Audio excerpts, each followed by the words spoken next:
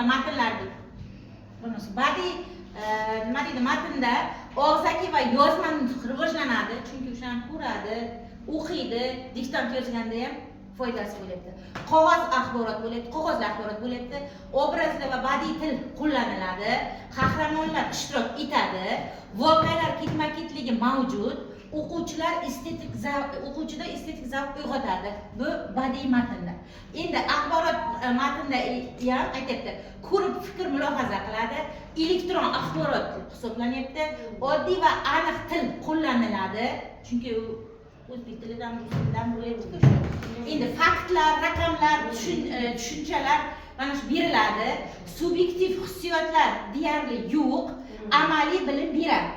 Ikkalasini o'rtasida, demak bu axborot, ya'ni o'sha bir mavzu yoritiladi, ikkalasida ham o'quvchi bilim bilan o'sha boyitiladi, o'qish savodxonligi rivojlanadi, ikkalasida ham tahlil tushunchalar umumlashtiriladi, hayotiy tajribaga bog'liq bo'lishi mumkin. Ikkalasini bog'liqligi.